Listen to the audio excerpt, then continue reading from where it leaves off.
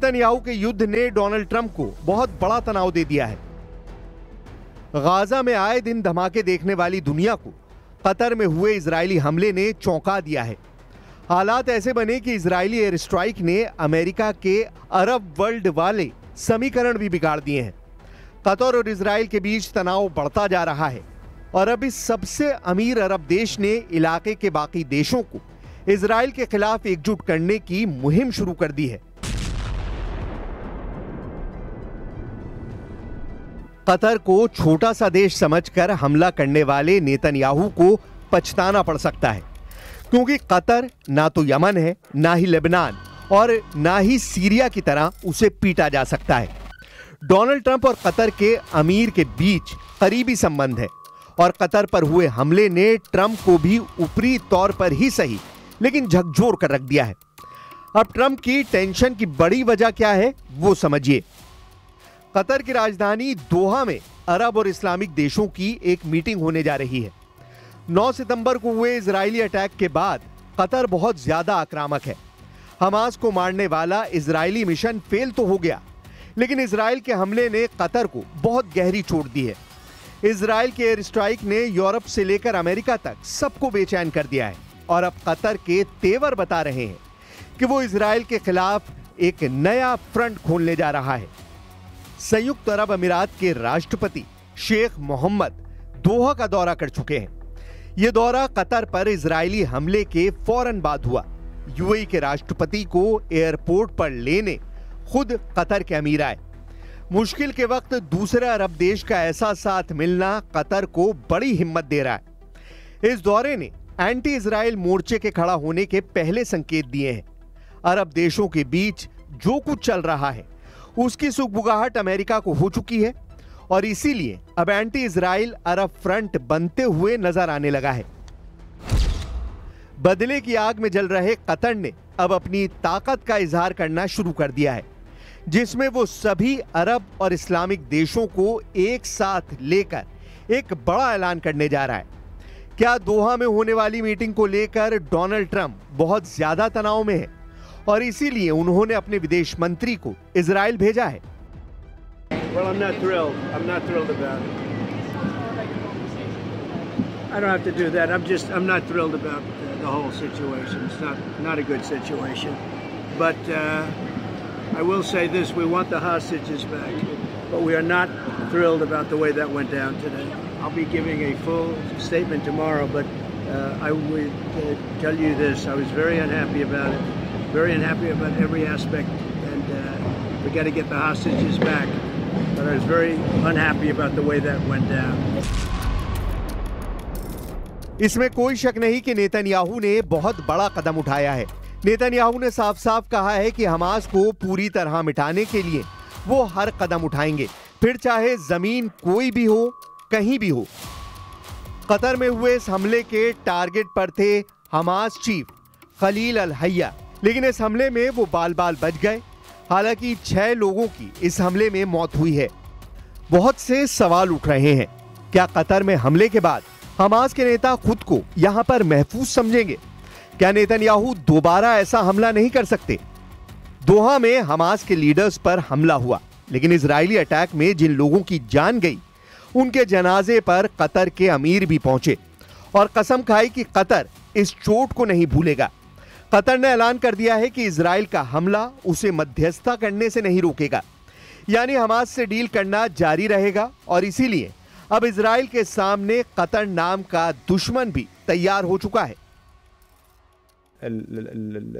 الوساطة في الدبلوماسية القطرية هي جزء من هذه الهوية وستستمر، ولن يثنينا أي شيء عن الاستمرار في هذا الدور في كافة القضايا المختلفة حولنا في المنطقة، وصولا لاستقرار المنطقة، وصولا لاستقرار شعوبنا في النهاية.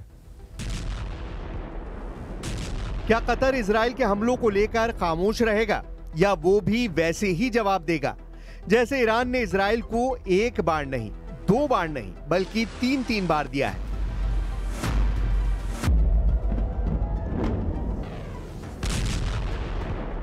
तेल अवीव और हाइफा में गिरती हुई ईरान की मिसाइल देखिए। 13 जून को तेहरान पर इजराइल के हमले के बाद शुरू हुई इस जंग में ईरान ने इजराइल पर 600 मिसाइल दागी थी। इजराइल के कई शहरों का यही हाल हुआ था। फिर 12 दिन बाद अमेरिका के दखल से ईरान और इजराइल के बीच युद्ध विराम हुआ। क्या कतर ऐसा ही जवाब देने की ताकत रखता है? आर्थिक रूप से सबसे मजबूत अरब देश कहा जाने वाला कतर है तो बहुत छोटा सा मुल्क, लेकिन हथियारों के मामले में ये सबसे बेहतरीन वेपन सिस्टम से लैस है। कतर के पास 36 रफाल फाइटर जेट हैं। कतर के पास 24 यूरोफाइटर टाइफून जेट हैं। कतर के पास 37 F-15 ईगल लड़ाकू विमान भी हैं। और ये ताकत कतर को अरब देशों में सबसे मजबूत एयरफोर्स भी बनाती है। लेकिन सवाल वही है कि क्या कतर इजराइल को जवाब देगा या फिर वो शुरुआती रिएक्शन के बाद खामोश बैठ जाएगा। इजराइल ने हमला करके दिखा दिया है कि उसके दुश्मनों के लिए कोई जगह सुरक्षित नहीं है। ऐसे में अब इजराइल के एक्शन ने तुर्की के लिए बड़ा खतरा पैदा कर दिया है, क्योंकि तुर्की भी हमास के बड़े मददगार देशों में शामिल है। दोहा में वो जगह देखिए जहां इजराइल ने बम गिराए। Made in America bunker buster बमों ने इस इमारत का क्या हाल किया है। यहीं पर हमास के वो अधिकारी थे जो कतर में गजा युद्ध विराम पर डील के लिए बात कर रहे थे। एक बार फिर सवाल कि ईरान, यमन और लेबनान से लड़ने के बाद अब इजराइल के टारगेट पर पूरा अरब वर्ल्ड आ गया है और अब इस युद्ध में बाकी अरब देश भी कूदेंगे, क्योंकि सऊदी अरब ने भी कह दिया है कि वो कतर के साथ खड़ा है और कतर के लिए वो अपनी पूरी ताकत का इस्तेमाल करेगा। ونحن نرفض وندين اعتداءات السلطة الاحتلال الإسرائيلية في المنطقة وآخرها العدوان الغاشم على دولة قطر الشقيقة الذي يتطلب تحركا عربيا وإسلاميا ودوليا لمواجهة هذا العدوان واتخاذ إجراءات دولية لإيقاف سلطة الاحتلال وردعها عن ممارساتها الإجرامية في زعزعة أمن المنطقة واستقرارها. سنكون مع دولة قطر الشقيقة في كل ما تتخذه من إجراءات بلا حد ونسخر كافة إمكانياتنا لذلك. इजराइल ने वहां हमला किया है जो सबसे अमीर अरब देश है, जो सबसे प्रभावशाली अरब देश है, जो गैस उत्पादन में बड़ा खिलाड़ी है और फुटबॉल वर्ल्ड कप की मेजबानी के बाद पूरी दुनिया में अपने इंफ्रास्ट्रक्चर का लोहा मनवा चुका है।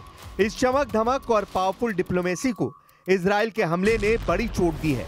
यह अरब के गुरूर को चकनाचूर करने जैसा है। इसलिए पूरा अरब वर्ल्ड नाम के लिए ही सही इस वक्त कतर के साथ शाना बशाना खड़ा नजर आ रहा है। इसमें कोई शक नहीं कि कतर में धमाकों वाले मिशन को अंजाम देकर इजराइल ने पूरे अरब वर्ल्ड की एकजुटता को टेस्ट कर लिया है। क्या हमास को टारगेट करके किए गए धमाकों का अरबी गुरूर मजबूती से जवाब देगा या कुछ दिनों के तनाव के बाद सब कुछ ठंडा हो जाएगा? कतर पर इजराइल का हमला इसलिए पूरे अरब वर्ल्ड का बहुत बड़ा इम्तिहान है, क्योंकि ऐसे ही हमले के बाद ईरान ने इजराइल के खिलाफ ऑपरेशन ट्रू प्रॉमिस चलाया था।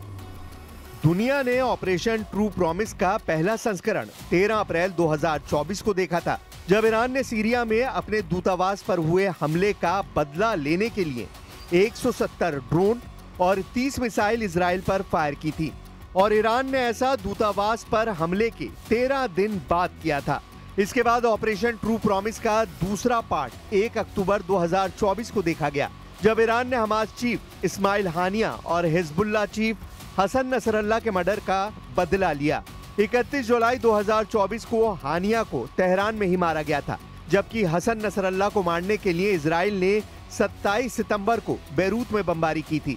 इसका बदला लेने के लिए ईरान ने 1 अक्टूबर 2024 को 200 बैलिस्टिक मिसाइल से इजराइल पर हमला किया। इसके बाद जून में हुई जंग से तो पूरी दुनिया वाकिफ है, जब अली खामनेई ने ऑपरेशन ट्रू प्रॉमिस का तीसरा दौर शुरू करके बता दिया था कि पूरे पश्चिम एशिया में इजराइल को टक्कर देने वाली सबसे बड़ी ताकत ईरान है। 13 जून को इजराइल के हमले के बाद जब ईरान ने इजराइल पर मिसाइल बरसाई तो पूरी दुनिया हैरान थी। ईरान मिसाइल अटैक का हर रिकॉर्ड तोड़ रहा था। क्या तेल अवीव, क्या हाइफा और क्या इजराइल का डिफेंस सिस्टम। ईरान की मिसाइलों ने इजराइल के हर कवच को भेदा और बता दिया कि जब उसकी मिसाइल फायर होती है तो उन्हें रोकना ना तो इजराइल के बस की बात है और ना ही अमेरिका के। 12 दिन तक ईरान के गुस्से को पूरी दुनिया ने देखा और अब इन्हीं हमलों से सीखते हुए ईरान ने एक बड़ा ऐलान किया है। ईरान के रक्षा मंत्री ने कहा है कि 12 दिन के युद्ध के बाद ईरान अब डबल ताकत के साथ युद्ध लड़ने के लिए तैयार है। अजीज नासिरजादे के मुताबिक ईरान की मिसाइल पावर 2 गुना बढ़ा दी गई है। ईरान को लेकर बड़ी खबर इजराइल के मीडिया में छप रही है। खबर यह है कि ईरान ने अब दूसरे देशों में हथियार की फैक्ट्री बनानी शुरू कर दी है। हालांकि किस देश में इसका जिक्र नहीं किया गया है। लेकिन बड़ा सवाल यह भी उभर रहा है कि कतर के बाद क्या अगला नंबर तुर्की का है, क्योंकि कतर पर हुआ हमला सिर्फ अरब वर्ल्ड ही नहीं बल्कि पूरी दुनिया के लिए हैरान करने वाला अटैक है। इजराइल के सेना अध्यक्ष इयाल ज़मीर ने 31 अगस्त को कहा था कि विदेशों में मौजूद हमास के नेता भी सुरक्षित नहीं रहेंगे और इजराइल उन्हें भी निशाना जरूर बनाएगा।